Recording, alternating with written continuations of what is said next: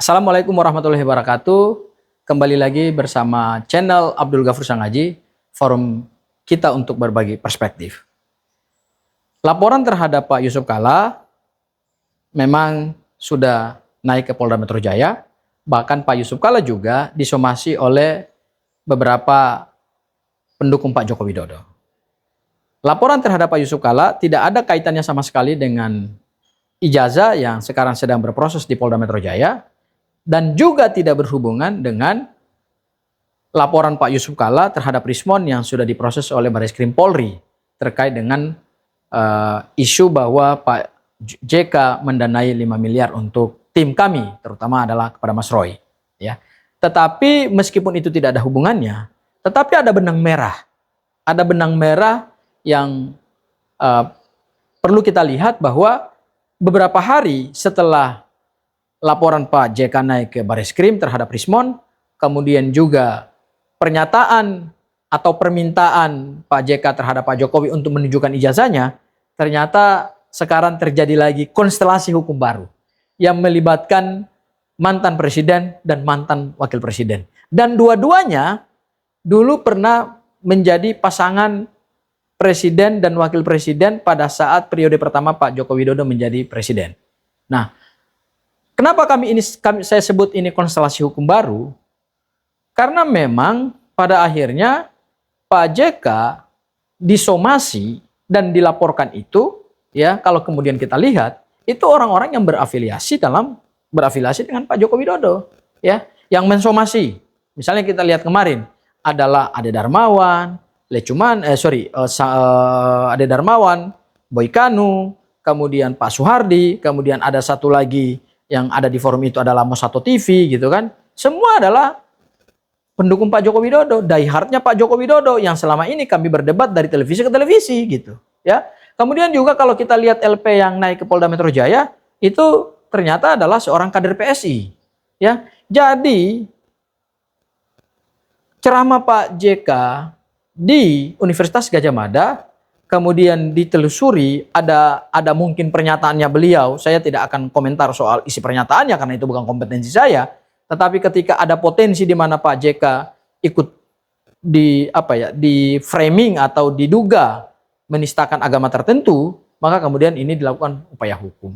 Nah, saya kira konstelasi hukum inilah yang kemudian membuat proses terhadap pembuktian ijazah Pak Joko Widodo asli atau palsu ini semakin melebar kemana-mana. Ya, jadi saya melihat bahwa ini kita tidak lagi fokus nih kepada ijazah Pak Joko Widodo gitu, ya. Pak JK sudah lagi diseret kemudian dalam perkara ini sebagai terlapor dalam ceramahnya dia di UGM. Dan lagi-lagi ini ceritanya tentang UGM.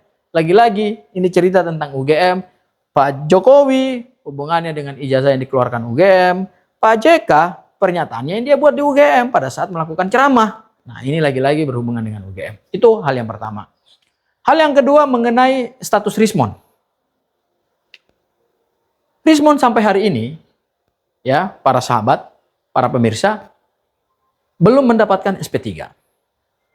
Sementara Rismon sudah mengajukan restoratif justice beberapa bulan yang lalu. Kalau kita bandingkan RJ-nya Rismon dengan ES dan DHL, ES dan DHL mendapatkan restoratif justice dan kemudian keluar SP3 itu seperti jalan tol. Sangat-sangat eksklusif. Ekspres. Bertemu dengan Pak Jokowi di Solo tanpa meminta maaf, tanpa mengaku ijazah itu adalah ijazah asli, cukup dengan understanding, beberapa hari kemudian keluar SP3. Rismon sudah mengajukan RJ berbulan-bulan, sudah mengubah hasil penelitiannya, sudah mengubah berita acara pemeriksaannya, sudah mengaku ijazah ini adalah ijazah asli, dan kemudian sudah meminta maaf kepada Pak Joko Widodo, sudah meminta maaf kepada Gibran di Istana Wakil Presiden yang dihadiahi dengan parcel itu. Ternyata sampai hari ini SP3-nya seperti punggung merindukan bulan. Jangan-jangan SP3 Rismon ini memang berat untuk dikeluarkan oleh penyidik. Kenapa saya sebut berat? Karena pada saat yang sama kita tahu bahwa Rismon telah diajukan sebagai saksi mahkota oleh penyidik Polda Metro Jaya kepada penuntut umum, dan Rismon telah menandatangani perjanjian saksi mahkota. Saksi mahkota syaratnya seperti yang diatur dalam hukum acara yang baru, KUHP yang baru. Saksi mahkota adalah tersangka atau terdakwa yang bersedia memberikan keterangan bekerja sama dengan para penegak hukum, baik penyidik maupun penuntut umum, untuk memberikan keterangan kepada pelaku tindak pidana lainnya, yaitu teman-temannya, dan kemudian dia akan diberikan mahkota. Mahkota daripada seorang saksi mahkota adalah pengurangan hukuman. Kompensasinya adalah tuntutan yang lebih rendah dan hukuman yang lebih rendah. Kalau langkahnya kemudian menyiapkan Rismond menjadi saksi mahkota, berarti SP3 itu tidak akan keluar.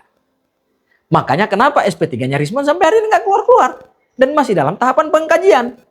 Ternyata disiapkan satu skenario lain. Rismond akan menjadi saksi mahkota. Saksi mahkota itu dia harus tetap menjadi pelaku tindak pidana, harus tetap tersangka, kemudian juga harus tetap menjadi terdakwa, sehingga pada saat persidangan dia menjadi saksi bagi teman-temannya yang lain, di kepalanya itu dikasih mahkota. Mahkotanya itu berupa kompensasi, tuntutan hukuman yang lebih ringan dibandingkan dengan kawan-kawannya, dan yang kemudian yang kedua adalah mendapatkan hukuman yang juga lebih ringan dibandingkan dengan kawan-kawannya. Kalau hari ini SP3-nya Rismond keluar, ya ngapain Rismond menjadi saksi mahkota? Karena saksi mahkota itu bukan saksi kunci, ya. Ini perlu saya luruskan pemahamannya. Saksi mahkota bukan saksi kunci. Saksi mahkota adalah pelaku tindak pidana karena ada kejahatan yang dilakukan bersama-sama dengan pelaku-pelaku lainnya, maka satu di antara pelaku-pelaku lainnya itu bekerja sama dengan penuntut umum, bekerja sama dengan penyidik, supaya keterangannya dia itu diperlukan untuk membongkar kejahatan teman-teman dia yang lain. Makanya dikasih mahkota. Ya, jadi bukan saksi kunci, beda. Jangan mempersepsikan bahwa saksi mahkota itu adalah saksi kunci, enggak. Jadi kalau Rismond hari ini sudah mendapatkan SP3, ya ngapain lagi dikasih mahkota? Ya jadi cukup saja saksi biasa aja. Karena syarat menjadi saksi mahkota adalah pelaku. Makanya pelaku dikasih mahkota. Supaya apa? Dapat kompensasi. Jadi mahkota itu bukan untuk pelaku lain. Mahkota itu adalah untuk dirinya sendiri. Makanya disebut saksi mahkota. Karena dia adalah tersangka, dia adalah terdakwa, dan dia bersedia untuk memberikan keterangan kepada kawan-kawannya, untuk membongkar tindak pidana kawan-kawannya, maka di atas kepalanya itu oleh negara diberikan mahkota. Jadi mahkota itu bukan kunci, bukan. Mahkota itu adalah kompensasi bagi seorang pelaku tindak pidana yang bersedia menjadi saksi untuk kawan-kawannya yang lain. Dan saksi mahkota itu syaratnya ada. 1. Jenis tindak pidananya harus ada pasal penyertaan. Masalahnya di kasus yang sekarang ditangani Polda Metro Jaya nggak ada pasal penyertaan, baik pasal 55 maupun pasal 56, karena ini menggunakan KUHP yang lama, itu tidak ada.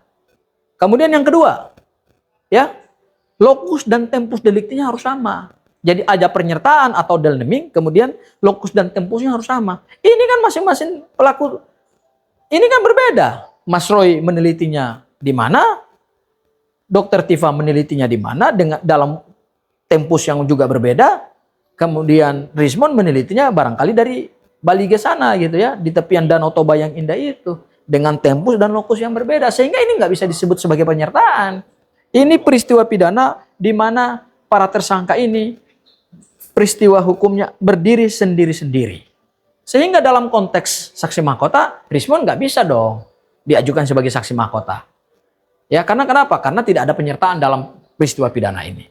Dan kalaupun pada akhirnya Rismond dijadikan sebagai saksi mahkota, dan saya dengar perjanjian saksi mahkotanya sudah ditangani dan diserahkan kepada penuntut umum, berarti Rismond, kau akan tetap menjadi tersangka. Dan kemudian kalau nanti pada akhirnya di P21-kan oleh jaksa penuntut umum, berarti kau juga akan tetap menjadi terdakwa, dan harapanmu untuk bebas dari perkara ini seperti punggung merindukan tulang. Sampai jumpa di kesempatan lain. Wabillahi taufiq wal hidayah. Wassalamualaikum warahmatullahi wabarakatuh.